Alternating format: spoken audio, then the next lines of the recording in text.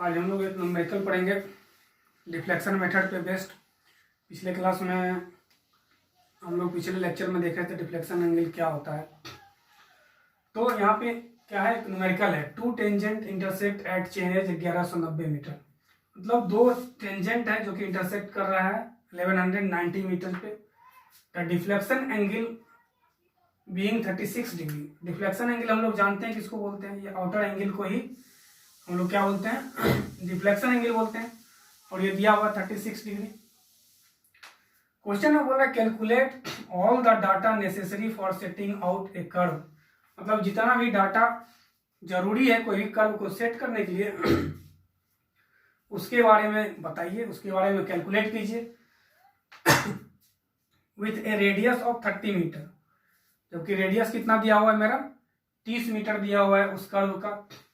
किस मेथड से हमको बनाना है, by deflection angle method. Deflection angle method से इसका जो भी डाटा नेसेसरी है कोई भी कर्व को लगाने के लिए इसको कैलकुलेट कीजिए। और इसमें पेग इंटरवल वाला मेरा 30 मीटर दिया हुआ है। तो सबसे पहले पेग इंटरवल को समझते हैं। मान लेते हैं कि ये सर्वे लाइन है ए बी। इसके अबाउट हम लोग क्या किए, चेन को लगाए हैं। इसके अबाउट चेन को लगाने के बाद यहां से यहां तक एक चेन हम लोग मेजर किए 30 मीटर। तो 30 मीटर जैसे ही मेजर किए तो यहाँ क्या करेंगे, एक पेग इंसर्ट करेंगे। फिर दूसरा मेजर करेंगे 30 मीटर, फिर एक पेग इंसर्ट करेंगे। यही 30 मीटर का जो डिस्टेंस है वही मेरा पेग इंटरवल हुआ। इसी को बोलते हैं पेग इंटरवल।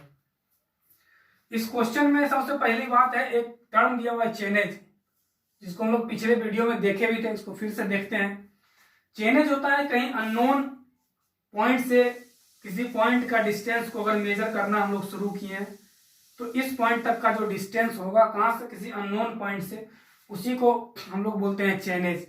यानी चेनेज ऑफ आई 1190 का मतलब क्या हुआ, इधर से कहीं से हम लोग मेजर करना शुरू किए होंगे चेन से, और मेजर करते करते इसका डिस्टेंस हम लोग कितना आए होंगे, 1190 मीटर पे। इसमें इस क्वेश्चन को बनाने के पहले हम लोग कुछ इसका डाटा हम लोग कैलकुलेट करते हैं, निकालते हैं, जो कि पिछले वीडियो में देखे भी थे। इस पॉइंट से लेके इस पॉइंट के बीच के दूरी को हम लोग टेंजेंट लेंथ बोलते हैं।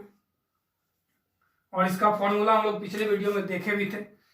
तो सबसे पहले हम लोग क्या करते हैं, इसमें टेंजेंट लेंथ निकालते हैं।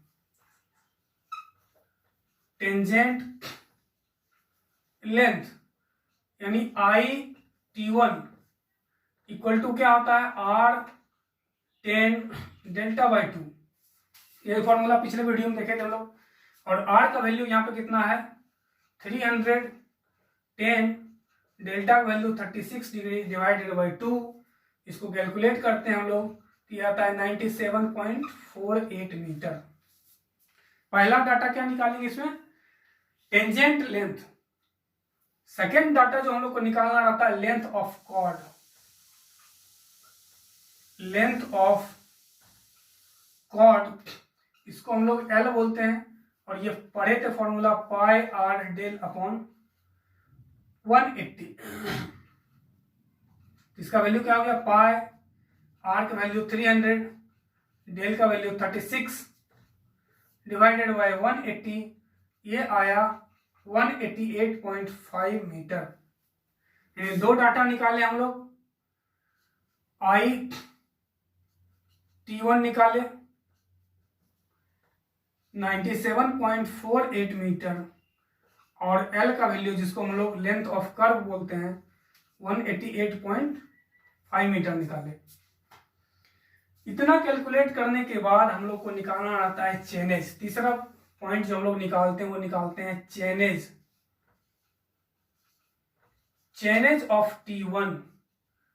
चेनेज ऑफ T1 मतलब पॉइंट ऑफ कमेंसमेंट का चेनेज निकालना है। तो चेनेज ऑफ T1 का मतलब क्या होगा, कोई अननोन पॉइंट से हम लोग मेजर करना शुरू किए और ये T1 का दूरी कितना होगा, इसी को चेनेज ऑफ T1 बोलते हैं। तो ये कितना होगा, तो हम लोग क्या करेंगे, चेनेज ऑफ I, ये टोटल डिस्टेंस में हम लोग ये डिस्टेंस मतलब टेंजेंट लेंथ को माइनस कर देंगे तो मेरा चेनेज ऑफ T1 निकल जाएगा। इसको हम लोग लिख सकते हैं chainage of I minus tangent length, यानी चेनेज ऑफ आई दिया हुआ है 1190 माइनस, और ये निकाले हैं टेंजेंट लेंथ 97.48, ये आया कैलकुलेट करके 1092.52 मीटर, यानी T1 का चेनेज 1092.21 मीटर। अब इसका चेनेज मतलब इसका दूरी पता चल गया, इधर कोई अननोन पॉइंट से इसका दूरी पता चल गया। अब हम लोग को निकालना है चेनेज ऑफ T2। अब हम लोग को क्या निकालना है कि चौथा पॉइंट में चेनेज ऑफ T2 क्या होगा, इसका चेनेज मतलब T1 का चेनेज में अगर ये कर्व लेंथ यानी कॉर्ड लेंथ जिसको बोलते हैं, दोनों अप्रोक्सीमेटली इक्वल होता है इस मेथड में, तो अगर ये लेंथ हम लोग ऐड कर देंगे तो इसका चेनेज निकल जाएगा। इसको लिख सकते हैं chainage of T1 plus length of chord, यानी T1 का चेनेज ऊपर हम लोग कैलकुलेट किए 1092.52 प्लस, और लेंथ ऑफ कॉर्ड यहां निकाल चुके हैं 188.50, ये टोटल कैलकुलेट किए तो आया 1281.02 मीटर, यानी T2 का चेनेज 1281.2 मीटर आया। क्लियर है यहां तक। अब हम लोग को समझना है कॉर्ड और सब कॉर्ड। मान लेते हैं ये कर्व है और यहां से हम 30 मीटर का चेन लिए और फुल चेन मेजर किए, तो फुल चेन मेजर किए तो एक कॉर्ड,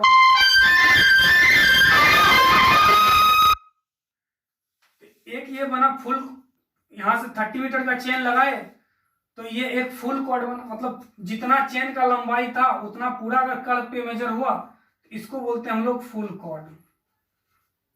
फिर मेजर किए 30 मीटर से, फिर ये कहलाएगा फुल कॉर्ड क्योंकि 30 मीटर पूरा आ गया। फिर मेजर किए हम लोग 30 मीटर चेन से, ये भी फुल कॉर्ड कहला गया। और जब लास्ट हम लोग मेजर करना शुरू किए तो मान लेते हैं कि चेन कर्व के लंबाई से बाहर चला गया हो, मान लेते हैं कि 21 मीटर का ही इधर कर्व बचा हुआ हो और बाकी ये क्या हो गया हो, चेन कर्व के बाहर चला गया हो, तो ये जो लंबाई आया कॉर्ड का इसको बोलते हैं हम लोग सब कॉर्ड। यानी सब कॉर्ड में चेन का लंबाई पूरा हम लोग उपयोग नहीं कर पाते हैं, फुल चेन नहीं ले पाते हैं। इससे यहाँ फुल चेन लिए, फुल चेन है, ये फुल चेन है, लेकिन ये पूरा चेन नहीं है। चेन का कुछ पोर्शन कर्व के अंदर है, कुछ पोर्शन कर्व के बाहर है, तो कर्व के अंदर जितना भी चेन का पोर्शन है उसके द्वारा बनाया गया कॉर्ड को हम लोग बोलते हैं सब कॉर्ड। क्लियर। तो अब हम लोग निकालते हैं क्या, लेंथ ऑफ फर्स्ट सब कॉर्ड, लेंथ ऑफ फर्स्ट सब कॉर्ड। अब देखते हैं कि जब यहां से हम लोग मेजर करना शुरू किए 30 मीटर के चेन से, और मेजर करते करते कहां है, T1 पे, तो T1 का चेनेज मेरा कितना आया 1092.52। इसमें कितना फुल चेन मेजर हुआ होगा, तो फुल चेन, एक चेन का लंबाई 30 मीटर, इसको हम लोग 30 से डिवाइड करते हैं तो ये आया मेरा 36.41। इसका मतलब हुआ कि यहां तक पहुंचते पहुंचते 30 चेन मेजरमेंट हुआ होगा और 36.41। इसका मतलब क्या होगा, 37वां चेन जब मेजर हम करना शुरू किए होंगे तो मेरा कुछ चेन कर्व के अंदर चला गया होगा और कुछ चेन कर्व के बाहर रह गया होगा। क्लियर। तो जितना अंदर गया कर्व के अंदर चेन का लंबाई, उसके द्वारा बनाया गया कॉर्ड को हम लोग बोलते हैं सब कॉर्ड। ठीक है।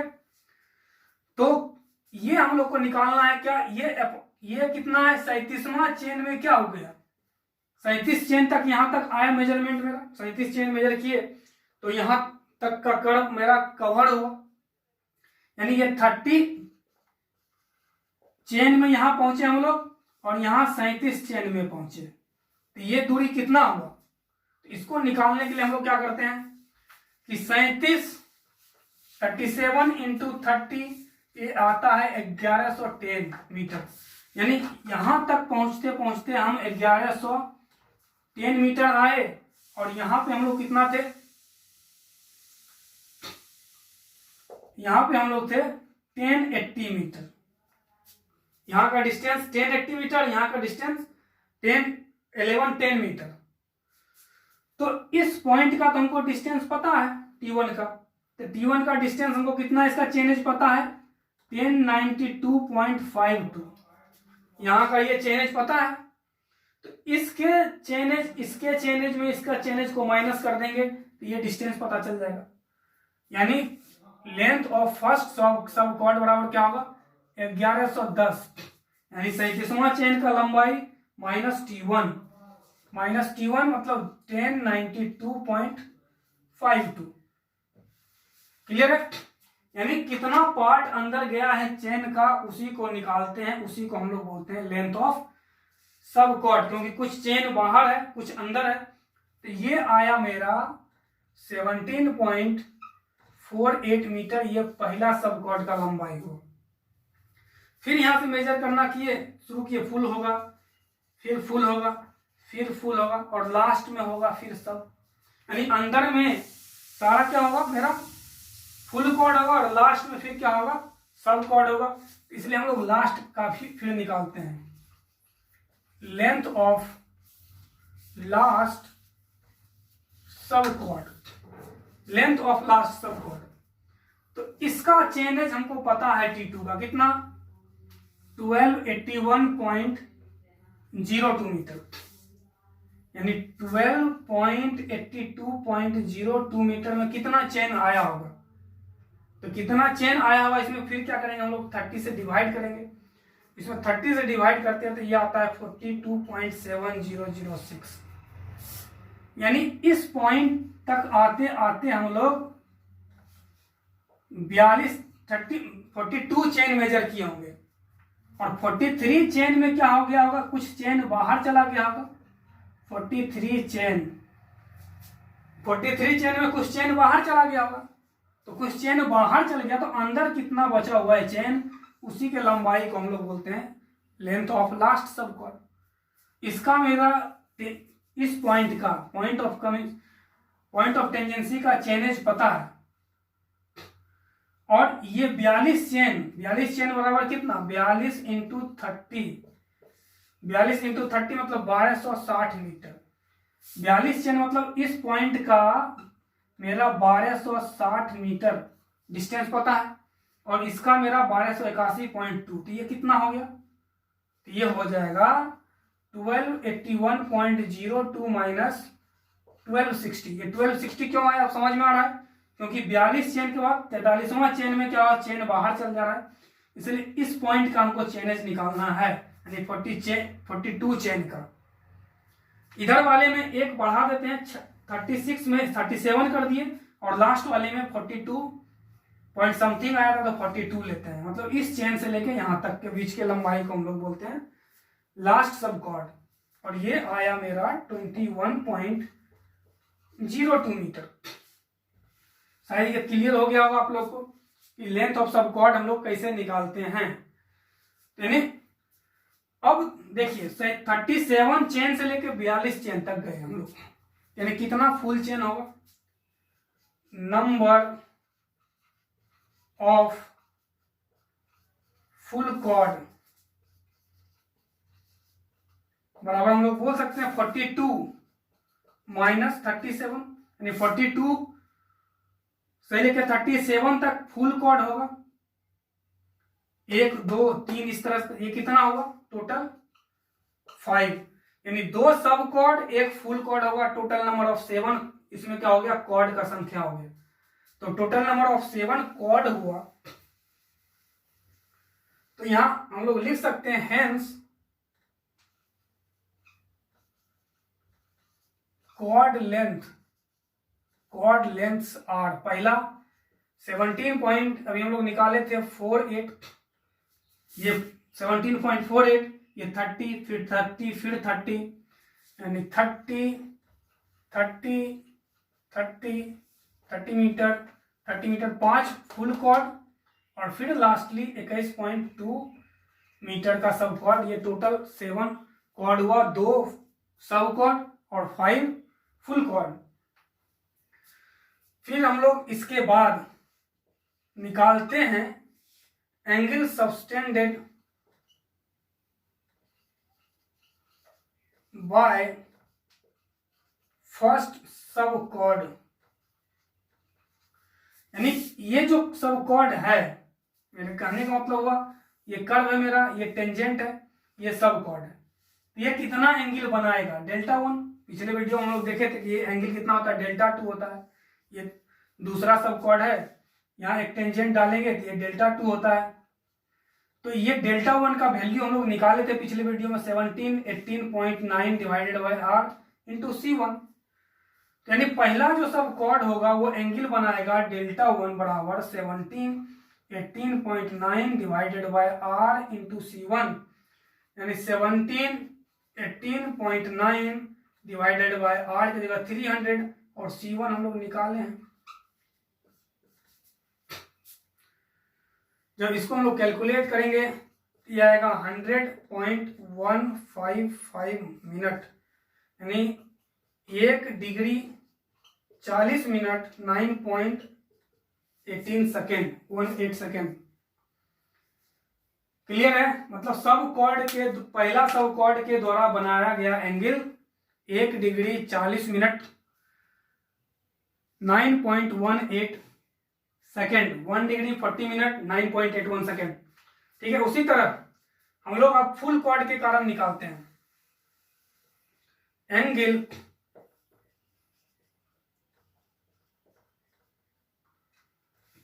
अब इधर डाटा हम लोग लिखते हैं, डेल्टा 1 निकाले हैं कितना, 1 डिग्री 40 मिनट 9.81 सेकेंड। अब हम लोग निकालते हैं एंगल सबटेंडेड बाय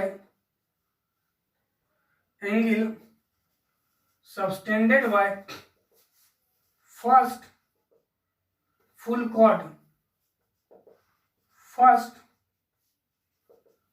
कॉर्ड यानी डेल्टा 2। डेल्टा 2 यहाँ जो बनाएगा वो फर्स्ट फुल कॉर्ड है, ये सेकेंड फुल कॉर्ड है, थर्ड हो गया। यानी ये भी कितना हो जाएगा 18.9 divided by r into C मतलब फुल कॉर्ड। यानी ये कितना आया 18.9 डिवाइडेड बाय 300 और फुल कॉर्ड का लंबाई कितना 30 मीटर। इसको कैलकुलेट कीजिए। इसको कैलकुलेट करने के बाद हम लोग का आता है 171.89 मिनट और ये आया 2 डिग्री 51 सेकेंड 53.24 मिनट। यानी सेकेंड वाला जो आया वो आया 2 डिग्री 51 मिनट 53.24 सेकेंड। और यही होगा क्या, यहां से यहां तक कॉर्ड का लंबाई बराबर होगा। यानी डेल्टा 1 जो डेल्टा 2 जो होगा वो डेल्टा 3 के बराबर होगा, डेल्टा 4 के बराबर होगा, डेल्टा 5 के बराबर होगा और डेल्टा 6 के बराबर होगा और सारा का सारा वैल्यू उतना ही होगा। यानी हम लोग लिख सकते हैं delta 3 same, delta 4 same, delta 5 भी सेम होगा, डेल्टा 6 भी सेम होगा। अब हम लोग को निकालना है लास्टली एंगल सबटेंडेड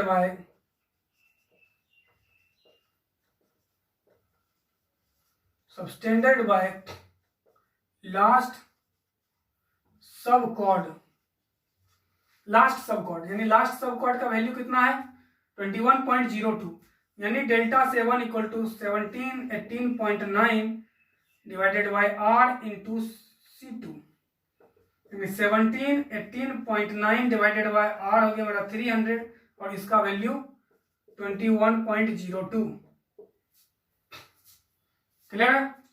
तो ये आता है मेरा कैलकुलेट करने के बाद 120 मिनट 120.343 मिनट।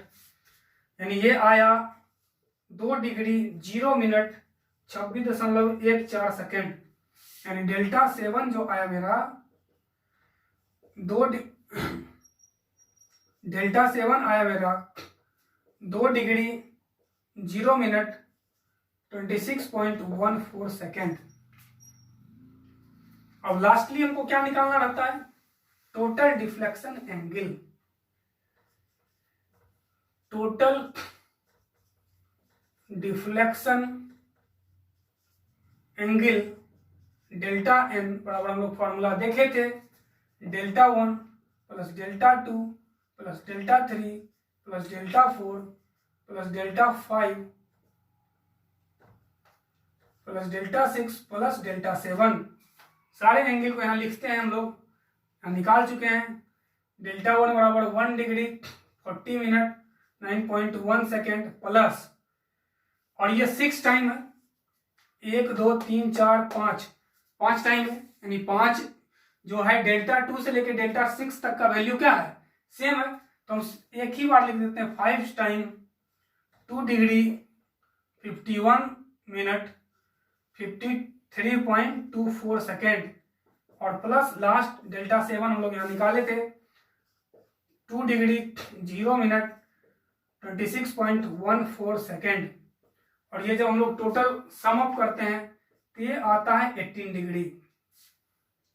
और लास्टली करना है हम लोग को चेक, हम लोग देखे थे चेक में क्या करना है, डेल्टा एन का जो वैल्यू होना चाहिए हाफ इंटू डेल्टा होना चाहिए, यानी हाफ इंटू डेल्टा का वैल्यू 36 है, ये कितना आया 18, यानी ये दोनों डाटा मेरा सेम है, यानी यही मेथड को हम लोग बोलते हैं सेट आउट द कर्व। किसी कर्व को सेट करना, लगाना किस मेथड से, डिफ्लेक्शन एंगल मेथड से, या रैंकाइन मेथड से, या टेप एंड थियोडोलाइट मेथड से। इतना कर्व में था, फिर अगले क्लास में अगले चीज देखेंगे।